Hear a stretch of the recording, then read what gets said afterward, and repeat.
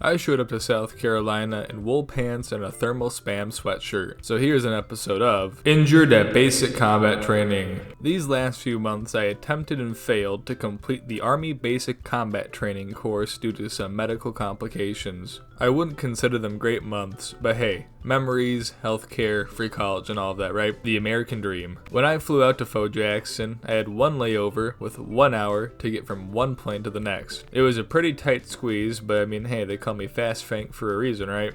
Even being known as Fast Frank didn't save me, as my first flight was delayed by 2 hours and I ended up having to spend the night on the floor of Dallas Airport. So already at this point, I am on 24 hours straight of no sleep. The next day I made my now 2 connecting regional flights to South Carolina. By the way, the American Eagle plane is shorter than I am, so I enjoyed a mild concussion after standing up to grab my carry-on. Thank you, American Airlines, for your great travel. Once you land, you have to wait to be picked up and shuttled over to the base, so I enjoyed another 6 hours in the airport waiting. There was a dude there who had just completed his training, and his only advice he could give me was stressing to always have baby wipes on you and to never talk to the woman under any circumstance. He was a really great dude. His favorite part about training was digging holes. After about 20 some hours just waiting at airports, I finally got to my reception battalion where they do all the head shaving, shot giving, and push-up doing before you ship to the actual training. Right away, we lined up, did paperwork, and did a contraband search. And tell me why we had people turning in condoms at basic combat training reception during the contraband search. I understand trying to sneak a vape, trying to sneak in food, but come on. Please don't actually.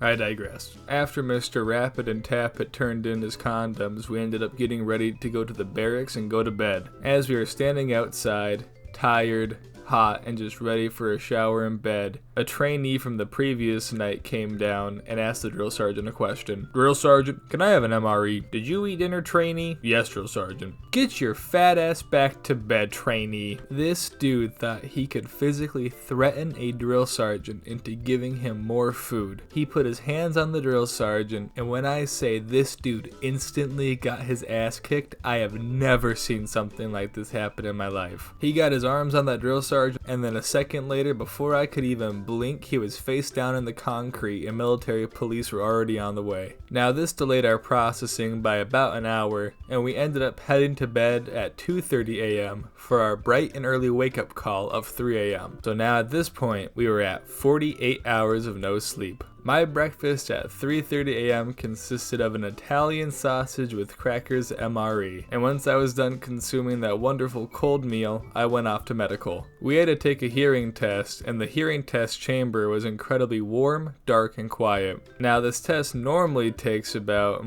5 minutes, but my hallucinations from lack of sleep caused the test to take about half an hour. I kept on thinking that Lois Griffin was saying PETA in my ear, and I would click the buzzer every single time I heard it. Needless to say, I had to go in for further audio testing. After everyone was done with medical, we had lunch, and then we went off to get our heads shaved. Now here's one of the most fucked up things in the world. You have to pay for them to shave you bald. As you guys know, I make YouTube history videos, so I'm a pretty pale guy. I can't even describe what it feels like to have a sunburnt scalp. It's kind of like one of those naked cats, but like even weirder. At dinner time, we had to stand out in the direct sun in 100-degree weather for about half an hour waiting in line. I'm from the north, and 98 degrees is something that we get once a year. 98 degrees was about the average while I was there. I'm pretty sure I sweat out at least 20 pounds of water that day. Finally, after my sunburnt scalp and mild heat stroke was over waiting for dinner, we got to go back to our bays at a crisp time of 2300.